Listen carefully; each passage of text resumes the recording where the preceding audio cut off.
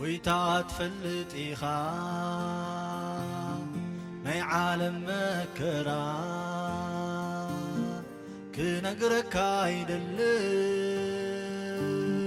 بعين كايو إيخا حيلخا آمينة ناباخا إسقا عبرت عنيخا عبني مصننا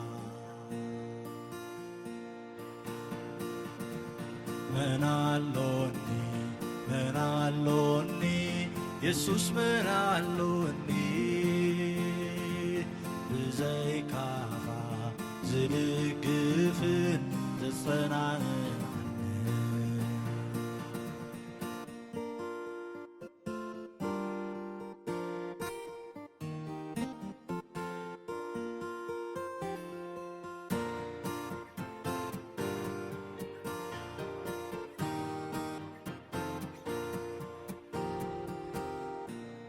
أي نفسي صلائي سيطان كفرحني أسنانو قيسو ولا انت متني نسخات بلس عبايت نبب حيلخا علوني الشيطان زبار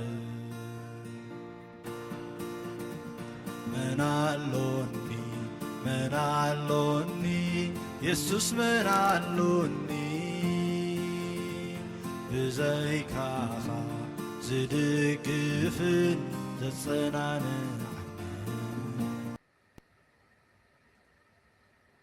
بسم أبن ولدن منفعس قدسن هذا أملاخ أمين وغيتا وغزي أرير أملاخنا سلز فتركانا ناب كرسلنا سلز سواحكانا ببعينتو كرودن سورن لدي سلز هابكانا بزا ليتي زي أحليخا كساب وغان زي سلز بزحكانا نمسلنكالنا وغيتا بزا معالت زي خزنكا خابزة كل حليخا بتعبي حياونتك محرتك نعاخا بزحقو سبو قبرت رايك من ركب قبرنا منتي نايفور ودخا مدحانينا يسكرسو سرفات نايتا دو ودخا تنقل مريم صلتن نحلوتنا كلهم ملاختي عمالدنتن سقا زلبسي زلالم وقالكا زمهرنا صلوت نادقمنا نبخا نقرب لنا أبونا بسماي تنبر سمكاي مسكن من قصفات امتا فقات كاب سماي كم تخني كمون أم مدري يخون مقبعلاتنا لما هبنا زبدلنا كا وربللنا نحناون نزبدلنا يقرأ خمن نبل أفتنا يتأتونا كافو ألحننا كمي منقستن حيلن كبرن نزل عالم ناتكا يامين أمن أخي أماريام صقاز ملأكي እግዚአብሔር مساخيو እንካባ ንሲ ዝተባረክኺ ናይ ከርሲ ኸፍረ ኢየሱስ ከዓ ዝተባረኸ እዩ ኦ ቅድስቲ ማርያም ኣደ ኣምላኽ ለምንልና ንዓና ንሃጣን ንሕጂን ብጊዜ ሞትናን ኣሚን ስብሃት ንኣብን ንወልድን ንመንፈስ ቅዱስን ይኹን ጥንቲ ከም ዝነበረ ሕጂ ከዓ ንወትሩ ንዘለዓለም ዓለም ኣሜን። ካብ ወንጌል ማቴዎስ ምዕራፍ 6 ካብ 7 ስጋብ 9 ኣህዛብ በመብዛሕ ዘረባኦም ዝስምዑ ዝመስሎም እሞ ክጽልዩ ከለኹም ከምኣቶም ኮንቲ ዘረባ ኣይተብዝሑ ባርከስ ኣቦኹም ከይለመንኩምዎ ዘድልየኩም ይፈልጥ እሞ ኣይትምሰልዎም ንስኻትኩምስ ከምዚ ኢልኩም ደኣ ጸልዩ ኣብ ሰማይ ትነብር ኣቦና ስምካ ይቅደስ መንግሥትኻ ትምጻእ ፈቓድካ ኣብ ሰማይ ከም ዝኾነ ከምኡውን ኣብ ምድሪ ይኹን ምግቢ ዕለትና ሎሚ ሃበና ዝበደልናካ ይቕረ በለልና ንሕና እውን ንዝበደሉና ይቕረ ከም እንብል ናብ ፈተና ኣይተእትወና ካብ ክፉእ ኣድሕነና። ብዙሓት ኣብ ግዜ ኢየሱስ ዝነበሩ ዘይኣመንቲ ወይ ኣረማውያን ነቲ መለኮታዊ ተግባር ብምድግጋም ክቆፃፀርዎ ከም ዝኽእሉ ይኣምኑ ነበሩ። ኢየሱስ ነዚ በቲ ሓቀኛ ጸሎት ይቃወሙ። እዚ ድማ እቲ ሓቀኛ ጸሎት ኣብ ምድግጋም ዘይኮነስ ኣብ እግዚኣብሔር ኣቦ ብምውካል ምዃኑ ይምህር። ክርስትያናዊ ጸሎት እምበኣር ንኣምላኽ እቲ እንደልዮ እንብህጎ ክፍጽመልና ምግዳስ ዘይኮነስ ቀዳምነት ልባትና ብምስ ፍቓዱ ምስማዕ እዩ። ቅዱስ ቶማስ ኣኩይነስ ብዛዕባ ጸሎት መድሓኒትና ኢየሱስ ክርስቶስ ዓሚቕ ርድኢት ይህብ። ጸሎት ኣብ ቅድሚ እግዚኣብሔር ኣምላኽ መግለጺ ድሌታትና ስለ ዝኾነ ክንምነዮ ዝግብኣና ጥራይ ክንልመን ይግብኣና። ጸሎት መድሓኒትና ኢየሱስ ክርስቶስ ስለዚ ኩሉ እቲ ክንምነዮ ዝግብኣና ጥራይ ኣይቕመጥን፣ እንታይ ደኣ ብግቡእ ስርዓት እውን ይቐምጦም። በዚ ከዓ ንልመናና ጥራይ ዘይኮነስ ንልባትና እውን ክቐርጽ ይርከብ። እዚ እግዚኣብሔር ኣብ ቅድሚ እግዚኣብሔር ኣምላኽና ቀሪብና እቲ እንልምኖ እውን ክንፈልጥ ይግብኣና። ቅዱስ ቶማስ ከም ዝብሎ እምበኣር ጸሎት ሓቂ ኣብ ኣእምሮ ብምእታው ይጅምር።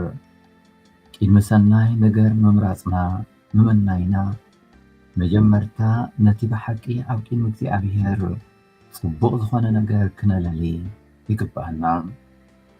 በዚ ምኽንያት እተን ቀዳሞት 3 ልመናታት ጸሎት ኣብ ክንዲ ኣብ ድሌታትና እቲ ዝለዓለ ሰናይ ኣብ ክብሪ ኣምላኽ እየን ዘተኩራ።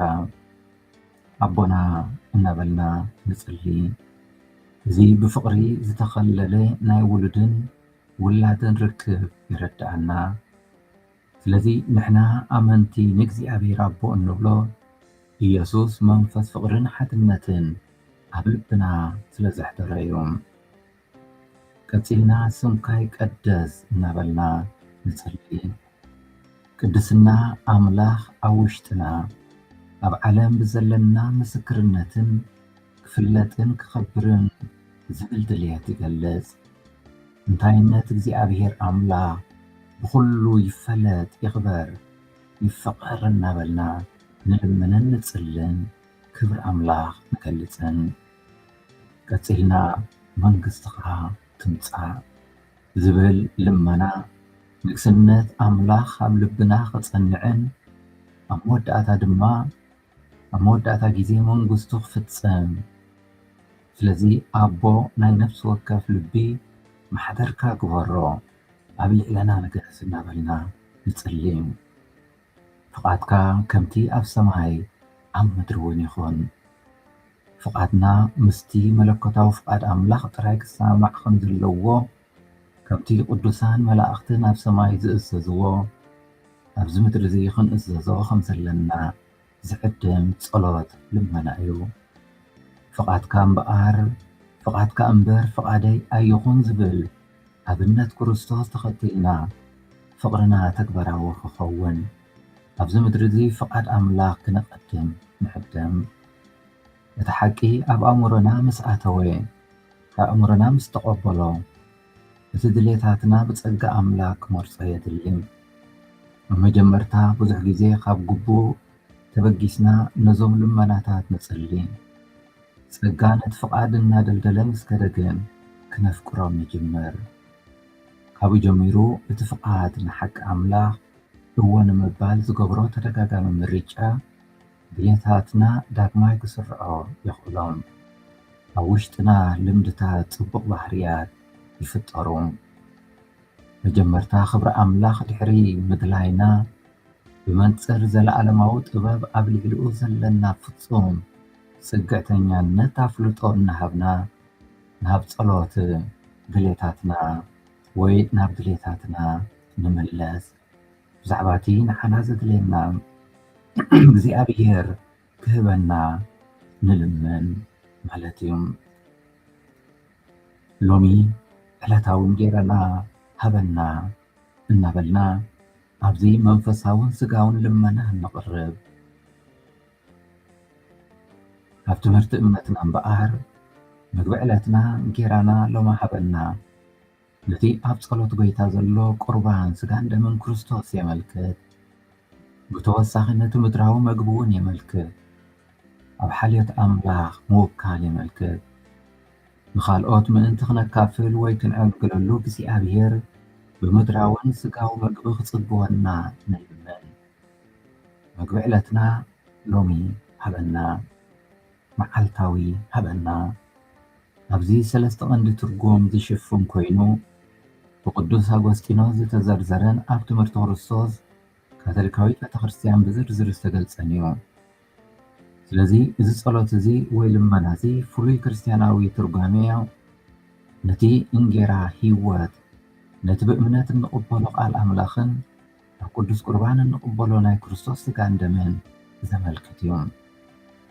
ኢየሱስ ድማ እተናዲኑ ዘለኹም እንጌራ በሊዕኹም ስለ ዝጸገብኩም ኢኹም እምበር በቲ ዝረኣኹምዎ ትእምርቲ ከም ዘይኮነ ብሓቂ ብለኩም ኣለኹ። እምበኣር ምእንቲ እቲ ሓላፊ መግቢ ዘይኮነስ ምእንቲ እቲ ወዲ ሰብ ዝህበኩም ንዘለኣለማዊ ህይወት ዝኸውን መግቢ ጸዓሮ። ምክንያቱ እዚ ሓቂ ከም ዝኾነ እግዚኣብሔር ኣቦ ብማሕተቡ መስኪሩሉ እዩ ኢሉ ይምልሰሎም ኣይሁዳውያን። ነዚ ቅዱስ ቁርባን ዕለታውን ጌረና እዩ። ነዚ ኢና ከዓ ምግቢ ዕለትና መዓልታዊ ሎሚ ሃበና እናበልና ንጽሊ። እዚ ናይ መለኮታዊ መግቢ ሓይሊ ናይ ሓድነት ማእሰር ይገብሮ። ኣብ ዙርያ ስጋኡን ተጋቢእና ደሙን ተጋቢእና ናቱን ኣባላቱን ብምዃን ነቲ እንቕበሎ ምእንቲ ክንከውን ክንመስል እቲ ውፅኢቱ እነስተውዕሎ ኣብ ሓድነት እዩ። በብዕለቱ ኣብ ቤተ ክርስቲያን እትሰምዕዎ ንባባት እነዚሞም መዝሙርን ዕለታውን ጌራን እዩ። እዚ ኩሉ ነቲ እንገብሮ ጉዕዞ እምነት ኣድላይ ነገራት እዩ እናበለ ቅዱስ አንጦኒ ኣጎስጢኖስ ይዛረብ። ደቂ መንግስተ ሰማይ ከም ምዃንና መጠን ሰማያዊ እንጌራ ንምርካብ ክንልምኖ ሰማያዊ ኣቦና ይምህረና የተባብሐና።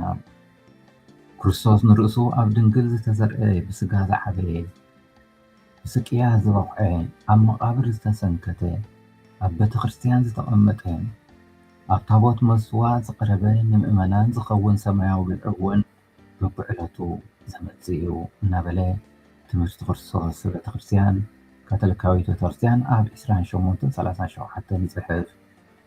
ምግቢ ዕለትና ሎሚ ሃበና እምበኣር ስጋውን ዓሚቑን መንፈሳዊ ትርጉም ኣለዎ። ምድራዊ ድሌታት ኣብ እግዚኣብሔር ምውካል ዘመልክት ኮይኑ ነቲ ኣመንቲ ብመንፈስ ዝምግብን ዝድግፍን ቅዱስ ቁርባን ማለት ሓቀኛ ስጋን ደምን ክርስቶስ ብዕምቀት ዘመልክት እዩ። ንፈውሲ ዘለኣለማውነት ንኸይንመውት ዝህበና ዝወሃበና ፈውሲ እዩ። እዚ ብቐጥታ ንኢየሱስ ክርስቶስ ኣብ ቅዱስ ቁርባን ምቕባል ይመልክት። መዓልታዊ ምእንቲ ዝመግቢ ብምጽላይ ከዓ ኣመንቲ ነቲ መንፈሳዊ መግብን ምስ ሕብረት ምስ ኣምላኽን ዘለዎም ጥምየት፣ ሓረርታ፣ ድልየት ይገልጹ። ንዝበደሉና ይቕረ ከም እንብለሎም በደላትና ይቕረ በለልና ዝብል ምሕረት እግዚኣብሔር ብምእማን ንምሕረት ዝቐርብ ልመና ኮይኑ ካብቲ ልዑል ኣምላኽ ይቕረታ ምሕረት ክንቅበል እንተኮይንና ንኹሉ ሰብ ሓውናን ሓፍትናን ይቕረ ክንብል ከም ዘለና ዘምህረና እዩ። ስለዚ ልብና ኣብ ፍቕሪ ከም ዝዓቢ ምግባር ምስ ግዜ ጸጋ ኣምላክ ካብ ሕነ ምፍዳይ ንላዕሊ ካብ ጽልኢ ንላዕሊ ምሕረት ከም እንምነ ይገብረና። ናብ ፈተና ኣይተእትወና። ናብ ሓጢኣት ከብጽሓና ዝኽእል ኩነታት ንምውጋድ ካብ ኣምላኽ ሓገዝ ንሓትት። ብጸጋ ብዝዓበና መጠን ንሓጢኣት ካብ ምምናይ ጽልኣት ሓጢኣት ክሓደረና ይጅምር። ካብ ኩፍኣ ኣድሕነና ዝብል ናይ መወዳእታን ምሉእን ልመና እዩ። ካብ ኩሉ ክፍኣት ሓራ ንምውፃእ ዝግበር ልመና ማለት ካብ ሓጢኣት ሰይጣንን ካብ ኣምላኽ ዝፈልየና ኩሉን ንልምን። ኣብዚ ትምኒት ኣብ ዝለዓለ ንጽሕና ይበጽሕ። ኣብኡ ድማ ነፍሲ ካብ ኩሉ ክፍኣት ነፃ ኮይና ምስ ኣምላኽ ናይ መወዳእታ ሕብረት ክትረክብ ትናፍቕ እሞ ብንጽሕና ኸዓ ትበጽሖም። ስለዚ እግዚኣብሔር ኣምላኽና ሎሚ ነዚ ኽነስተንትን ይዕድመና ኣሎ። ከምቲ ንሱ ዝመሃረና ኣብ ሰማይ ትነብር ኣቦና ስምካ ይቅደስ መንግሥትኻ ትምጻእ እናበልና መዓልታዊ ኣብ ቅድሚ ኣምላኽ ቀሪብና ክንጽልን ምሕረቱ ክንልምንን እግዚኣብሔር ይዕድመና ኣሎ እሞ ነዚ ዕድመ እዚ ተቐቢልና ኣብ ጸሎት እሙናት ኮይንና ክንጓዓዝ እግዚኣብሔር ኣምላኽና ንነፍሲ ወከፍና ይሓግዘና። ኸነምልኾ ዝፈጠረና እግዚኣብሔር ምስጋና ይኹን። ኣዴናን መድሓኒትናን ዝኾነት ድንግል ማርያም ወላዲት ኣምላኽ ምስጋና ይኹን። ብጸድሕነትናን ሓይልናን ጸግዕናን ዝኾነ መስቀል ክርስቶስ ምስጋና ይኹን። እግዚኣብሔር ኣምላኽና ዘንግሆ ጸሎትና ከም ሕያው መስዋዕቲ ተቐበለልና። ኣብ ኩሉ ጉዕዘናን ስራሕናን ኣሰንየና። ሰናይ ዝኾነ ተግባራት ጥራይ እናፈጸምና ከም ንውዕል ግበረና። ዝተባረኸን ዝተቐደሰን መዓልቲ ግበረና።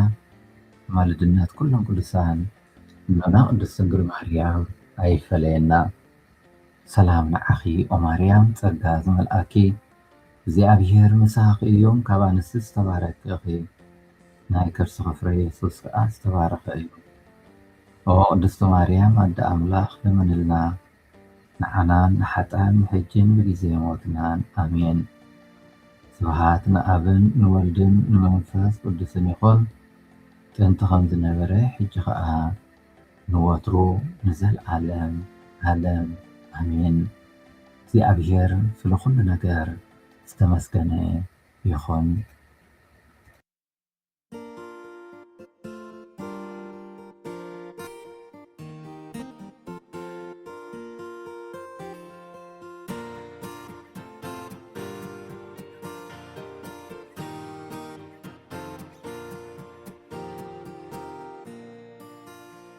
ወይታ ትፈልጥ ኢኻ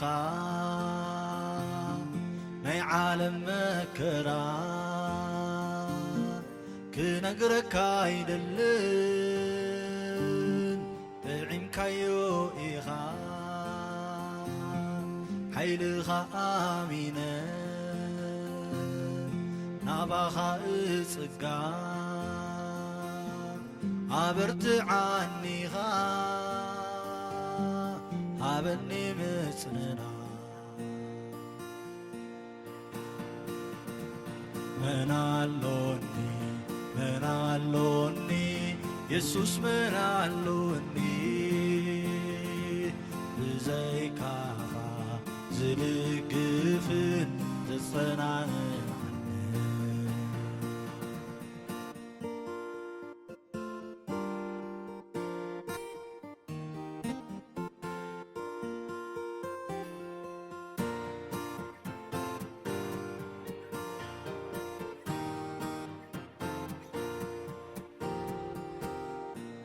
ናይ ነፍሰይ ጽላኢ ሰይጣን ከፍርሐኒ ኣስናኑ ገይጹ ዋላ እንትመጸኒ ንስኻ ትበልጽ ኣባይ ትነብር ሓይልኻ ኣሎኒ ንሰይጣን ዝባር ምናሎኒ ምናሎኒ ኢየሱስ ምናሎኒ ብዘይካኻ ዝድግፍን ዘጸናንን